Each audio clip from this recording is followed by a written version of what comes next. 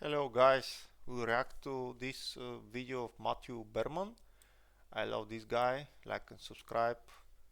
It's his content, please. O3 and O4 Oops. It's Mini were released this week, and the industry is reacting strongly. Let's start with Daria Unutmez, hopefully I'm pronouncing that name right, who has had early access to all of OpenAI's recent model releases, and he says the OpenAI O3 model is at or near genius level. I'm sure someone will what? Genius means extraordinary. Is it? cope by saying, oh, but it still can't do this or that. I'll get to that in a moment, which is quite silly considering how many zillion things a genius human cannot do. Now, what is this in reference to? Well, O3 took the Mensa IQ test, and it is now the highest IQ model on planet Earth. Previously, this title went to Gemini 2.5 Pro, which is right here, sitting at about 128 on the IQ scale. But O3 far exceeds it at 136 on the IQ scale. Guys, I don't know, but I feel that it's not enough new tests coming to the scene like AI tests. There is not enough innovation. I don't know why I feel that these models target somehow better results. I mean, products behind these models. Obviously, I'm speaking about the proprietary one, the Google one, the OpenAI, and I don't know why I feel like they just target the score here. I mean, maybe it's only me, but And we can see other models. The O1 model was at 122, O1 Pro also at 122, and so on. Basically, of the top 10 models, OpenAI has 8 of them. And so O3 is truly incredible. And in my opinion, the coolest thing about it is that it can use tools really well, and not only use tools, but use tools in an iterative way during its chain of thought. It's pretty amazing to watch. I'll show you a couple examples of that. Here he follows up. I've had early access and haven't put it. yeah, I think that's quite natural evolution of the. I mean, obviously, in these proprietary companies, they are realizing. I mean, I guess I was expecting even sooner to realize that there is a time budget that they are operating there, and this time budget has its possibilities and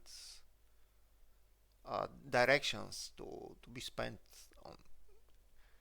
And guess what? For a quality answer, it's not about predicting the next token, and it's about data and the pinpoint the accurate data to make the analysis, to make the conclusion, and to solve the puzzle of a prompt, client prompt. But I well, let's see. I think behind the scenes, Google 2.5 Pro was doing that, and it was not shared with us. But here, I guess, and I'm grateful and I'm happy that it's shared what actually is the improvement as an algorithm, a piece of algorithm there. So let's see. Down for days. This feels like a milestone we experienced with O1 Preview and O1 Pro, but smarter and more reliable in every way. It never hallucinates, and it never hallucinates. It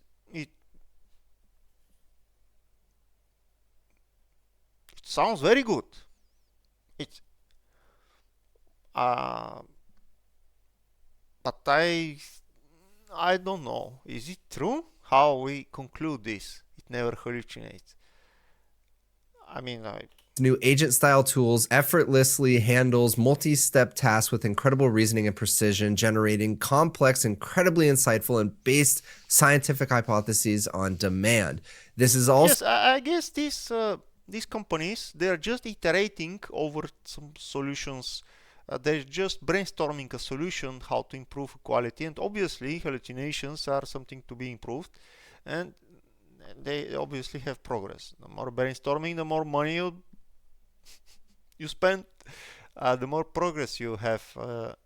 I I would be really happy to, after you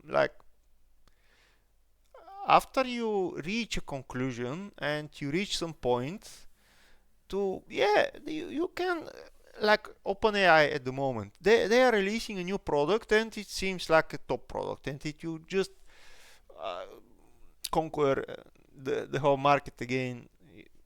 I mean, I'm saying again because I guess there were some guys which were moving to Gemini 2.5 Pro because it's an astonishing model as well, and now they may try the old 3 and maybe it will fit more into their use case. I don't know about the pricing, but what I'm saying is that I would be really happy to these guys, after they reach some conclusion, to just share it. So, I mean, publicly. Yeah, they can farm the state now, like a couple of months, but this would be a very beneficial for the open source community and the open source models to catch up, and that would be a precious dance between the open source communities and the proprietary companies targeting profit only, and this would mean, and I think this needs to be the actual future, and in my opinion, that would bring a value into the OpenAI company as a company, and it would bring reasonable dignity to Google if they share things. Like I feel that in the same time they can share and farm the state. I mean, I don't understand me correctly. I don't want everything to be open source. Of course, there will be companies which will target profit. Also, the first model that OpenAI themselves said is capable of discovering new knowledge. When I throw challenging clinical or I don't know about this new knowledge. I'm very skeptical about it. New knowledge means new, I don't know. I don't know how you define a knowledge as new knowledge, because for sure you can find the new prime number, a big number, for example, and you may say that it's new. Nobody really find new knowledge. It should be also, in the word new, there should be like two components. First, the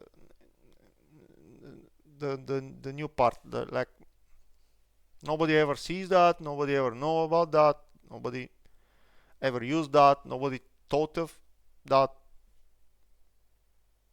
ever. And the second part is to be useful, because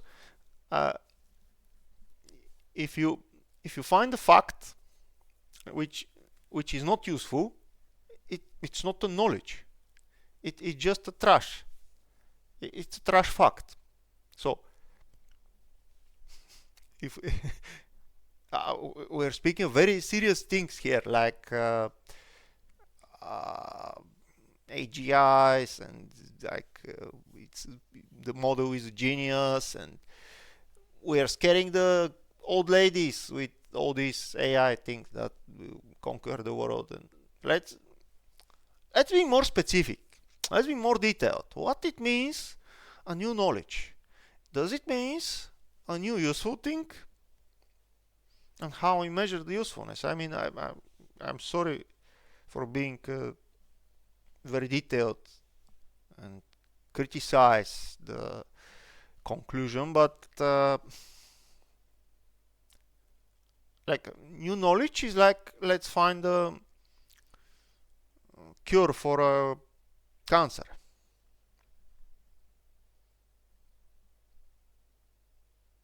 So something that affects the bad cells in a way that they don't grow, don't multiply. I mean, that's a knowledge. Because if you find a new type of cancer, a new type of cell which can be called cancer,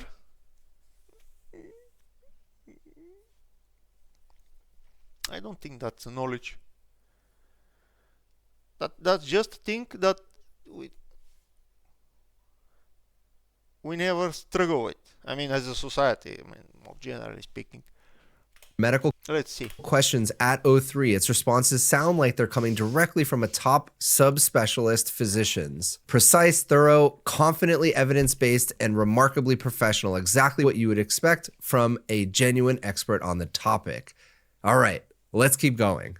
Channel friend Chubby also points out that O3 is really good at needle in a haystack. So as we can see here, it got a nearly perfect score across all potential context window sizes. Again, I think the quite natural evolution is somebody to really question these models.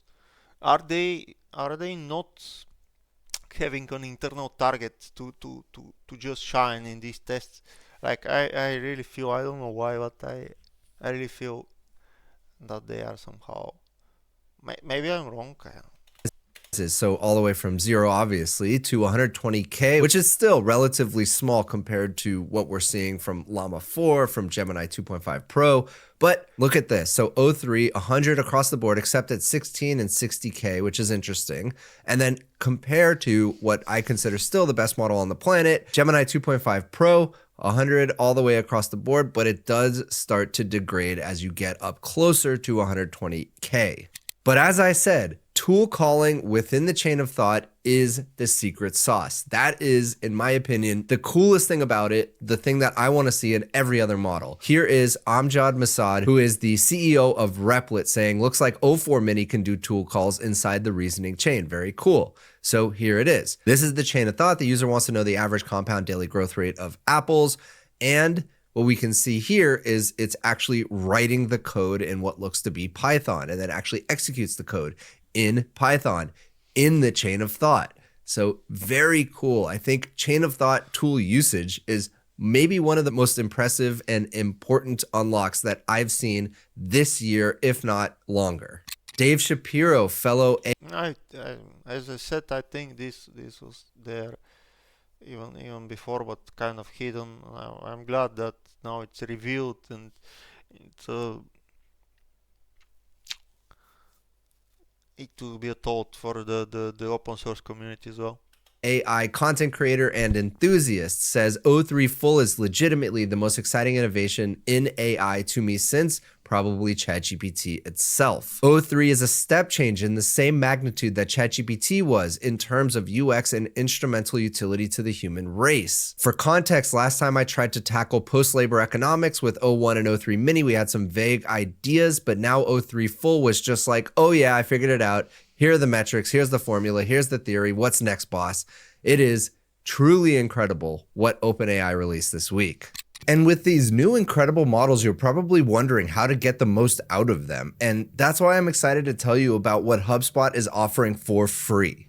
If you've ever found yourself frustrated when ChatGPT or Claude is giving you a response that is not quite hitting the mark, you're definitely not alone. That's why I suggest checking out HubSpot's AI Prompt Engineering Guide, which explains key techniques for writing better prompts and getting more out of these models. I've put the link in the description below, and you can download this guide completely free. So if you feel like you're not exactly sure how to ask ChatGPT or other models for exactly what you're looking for, this is a great guide for you because it goes through practical prompt engineering techniques, like how assigning a specific role to AI can dramatically improve improve its responses on certain tasks. It'll also show you how to ask for different variations from the model to help you with brainstorming. My favorite part is that it gives you simple, actionable advice, like the troubleshooting tips of giving the model more context or even providing examples when a prompt isn't working. Stuff that you can use right away. So this resource is completely free, provided by HubSpot. So go download the AI Prompt Engineering Guide right now and use the link in the description.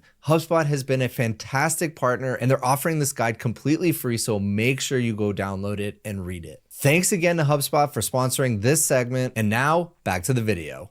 What has also been incredibly impressive to me is the fact that O3 basically solved geoguessing. And if you're not familiar with geoguessing, it's taking a random screenshot of Street View in Google Maps and being able to figure out where it is. It can literally be a screenshot of anywhere in the world, a random road, very little signal as to where it is, and geoguessers, human geoguessers, are able to figure it out. They look at signs, they look at trees, they look at cars, rocks, mountain ranges, anything. And now O3 seems to be able to figure it out quite easily. Look at this. Ex-user Orf gave O3 Rainbolt, who is probably the most famous geoguesser out there, the impossible test, and it zero-shotted it. Can you guess the location on this image? Random image from Street View, and went through thinking for 40 seconds and then finally said, I'd put my pin somewhere in Eastern Canada, most likely rural Quebec, perhaps, and then give even more specifics. So, wow, very, very impressive. And for those of you who are thinking, oh, does that mean geoguessing is done? Well, no, it's the same thing that happened with chess. AI got really good at chess, much better than humans, but we still, me personally, I love chess. I love watching humans play chess. There's something different about watching humans than watching AI play chess. And it's going to be the same with geoguessing. Obviously, we're at this point in which AI is just going to be better at it overall, but that's okay. I still want to see humans compete. And by the way, don't ever tweet your location. You should no longer think only somebody who is an expert geoguesser and has the will and incentive to find you can find you. Now anybody can find you. So be extra careful about what you're posting online. And one more on the geoguesser front. Someone took an image of a plate of food and not even the location, basically just a restaurant. Another geoguesser, where in the world exactly was this photo taken? Think carefully. 3 minutes, 19 seconds. That's Hiroshima style dish. I'm not going to try to pronounce that, on a little cast iron pan with a mini spatula stuck in the middle. Exactly how chef Paul Verrent plates it at Gaijin in Chicago's West Loop Fulton Market. I'm calling it. You snap this on Gaijin's patio, right by those bright red perforated chairs right there. Insane. Insane. Guys, it's insane, but I have some thoughts I need to share with you here. Like, it's insane, but I think this O3 model, and I'm sorry for this, but it just farmed the whole Google information, like all the images, all the Google Street View, everything. Do you know why? Because I gave it more than 1 hour, and I gave it a picture with a fontaine, and the fontaine was not on the street. It was inside a park, and in Google Photos, I mean Google Maps, there was no picture of that fontaine.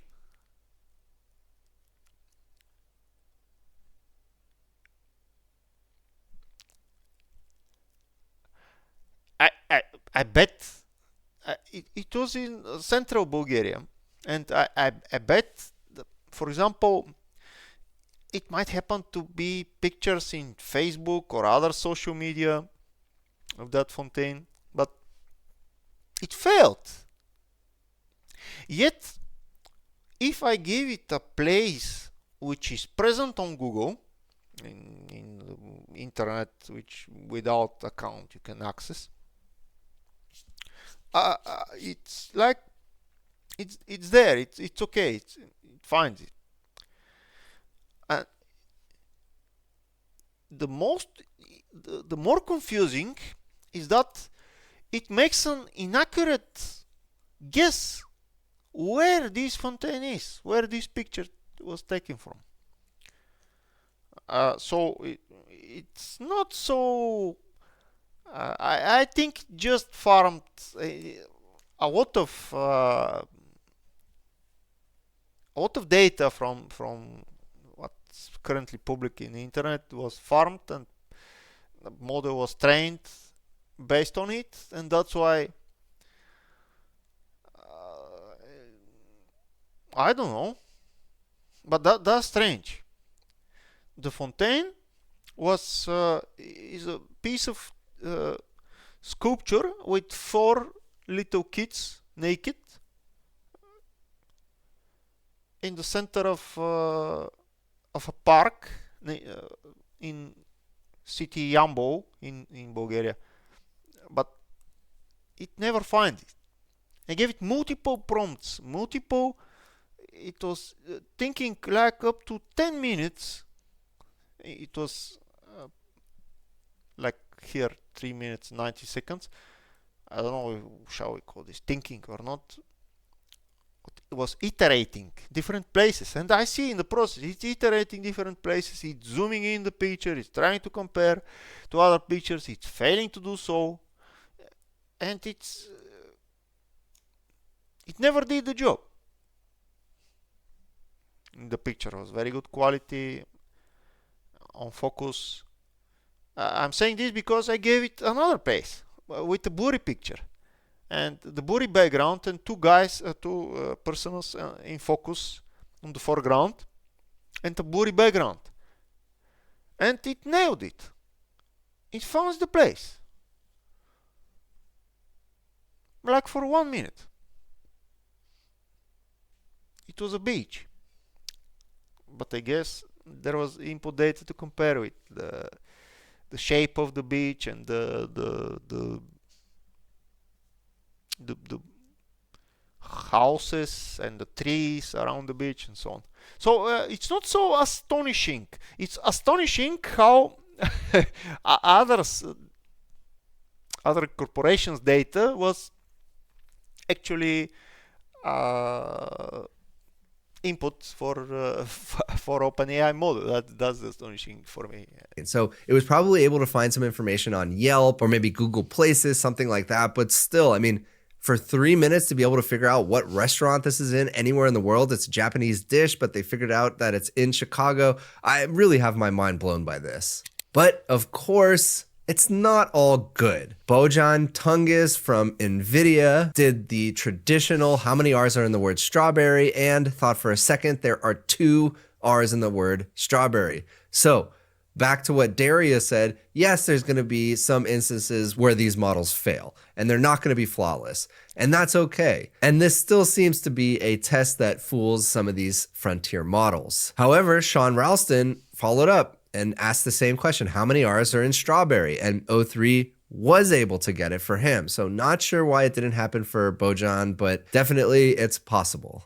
And it's also really good at finding a path through a maze. This is a 200 by 200 maze. In one try, O3 was able to do it for Ridley Goodside. And he said, I actually had to overlay the solution over the original in Photoshop and flip between layers while zoomed in to check the solution never crosses a wall and none of the walls are changed. It's perfect. So as you can see here, if I zoom in, this little red dotted line goes through the entire maze flawlessly in one try. So the multimodal capabilities of O3 are incredible.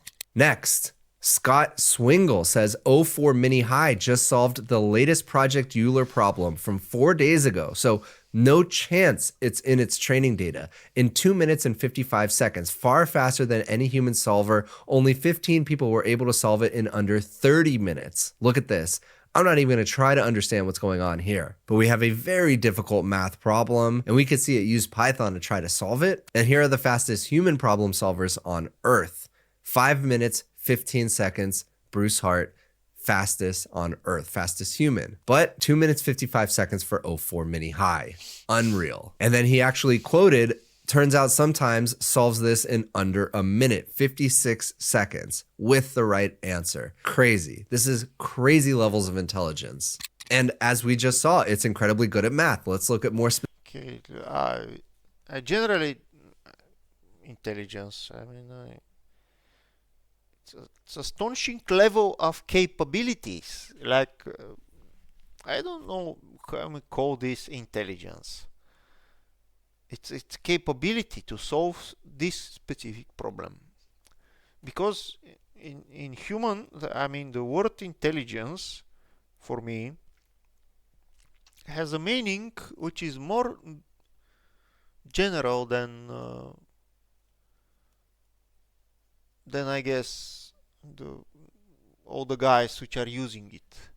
Yes, for these specific problems it beats the human, but in other specific problem it might not.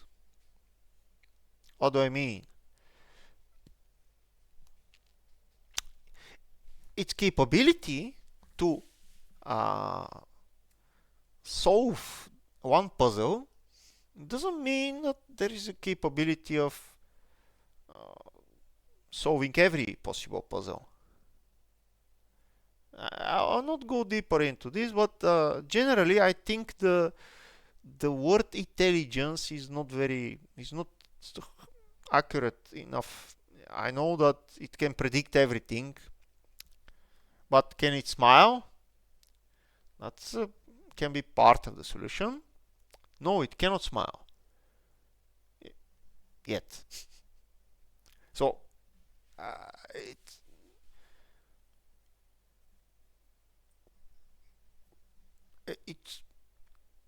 it's not intelligence. specifics. Here is Math Arena AIME 2025 2. O4 Mini High, a 100% fully saturated, fully green line at a cost of $3.16. And he also points out that it has taken the #1 spot in math. So O4 Mini High, 89% average, #1, getting 3 points higher than Gemini 2.5 Pro. And let's look at some more practical examples. Let's look at coding. Here's Flavio Adamo, who is known for his hexagon and balls inside test. Here's O3, and this looks perfect. And here's O4 Mini. They both look about the same, but really flawless. The balls are moving through the hexagons perfectly. The physics looks good. The balls are bouncing around seamlessly, and same for O4 Mini. Both of them look really good. And here's a comparison to other models. Here's Gemini 2.5 Pro and DeepSeek R1. DeepSeek R1 is the one that did not pass the test. So if we scroll back, we can see the balls fall out, and then some of them kind of get stuck, and one of them kind of disappears. And yeah, not great. O3, fantastic. O4 Mini, fantastic. But even Gemini 2.5 Pro seems to have balls disappear. However, I have tested Gemini 2.5 Pro extensively, and it was flawless. And it was flawless across the board. I don't know what happened here. And on artificial analysis's independent benchmarks, independent verification, it has proven O3 is incredible. O4 Mini independent evals. O4 Mini High claims the highest artificial analysis intelligence index score to date. O3 evals in progress and shows strong gains in coding ability.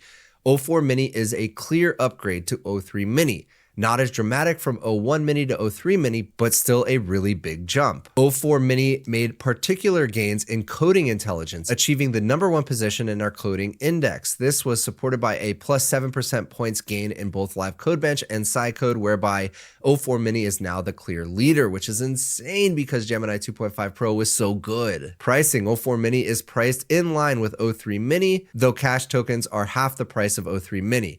But Gemini 2.5 Flash just came out, and it is even cheaper. The context window, my biggest gripe with all of OpenAI's models. O4 Mini's context window of 200K tokens is the same as O3 Mini. This is notably smaller than 4.1's massive 1 million token context window, and Gemini 2.5 Pro also has a very large context window. So token usage, as a reasoning model, the model used a high amount of tokens compared to other models broadly, but marginally lower than the O3 Mini. Let's look. #1, O3 Mini High.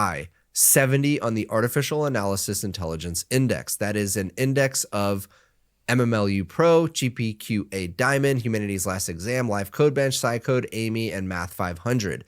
Here it is, 2 points ahead of Gemini 2.5 Pro and 4 points ahead of O3 Mini High. Grok 3 Mini Reasoning still doing quite well up here and actually much better than Grok 3, which is interesting. Now, I find this chart to be really interesting. Here are the total output tokens used to run this benchmark, and Claude 3.7 Sonnet Thinking had 98 million tokens used as compared to Gemini 2.5 Pro at 84 and O3 Mini High at 77 and so on down the line. Now, why is that important? Well, the less tokens you can use in the thinking in the chain of thought, the better. It's going to be cheaper, it's going to be faster, it's going to be more efficient, and that just means you can think even longer and get better results. But again, not everything is perfect. There are still some tests which it fails. Let's look at this. Please provide a list of each person in this drawing and which color they are drawn with. So if we zoom in, we see this person with the arrow is Adam in what looks like pink, Tom in yellow, Bob in green. And so that's the test. Thought for 13 minutes. Bob, pink, magenta. Let's look for Bob. That is definitely not pink, magenta. Jack, light green. Let's look for Jack. There it is. That is not light green. So definitely failed this one. And Gary Tan from Y Combinator says this is quite insane. Another math one. If we go deeper into this picture, I think it didn't understood internally that there are arrows. I think if you make a circle on the names, and then from the circle point the arrow to the drawing of a human, it will be better, because now Bob is the first from left to right, and the pink magenta is the first. Jack is the second, and the light green is the second, and Jimmy is the third, and the third one is dark blue. And Tom is the fourth, which is on the next row, I guess. Like I think it didn't got the arrows.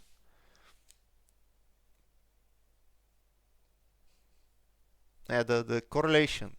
Look for Jack. There it is. That is not light green. So definitely failed this one. And Gary Tan from Y Combinator says this is quite insane. Another math benchmark just completely saturated. So here's O3, 96.7%, Amy 2024. Now, if we had O4 Mini on here, that would show pure saturation. So there it is. We have multiple insane models that dropped this week. Have you tested them out? Let me know what you think in the comments below. If you enjoyed this video, please consider giving a like and subscribe, and I'll see you in the next one. Yeah, very nice video. Good job, guys. Give Matthew a like and subscribe. Amazing content. One word before we end the video. At least for me, it's kind of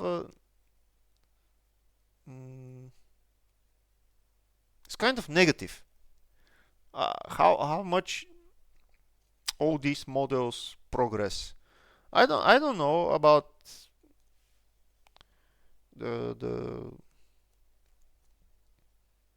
it's.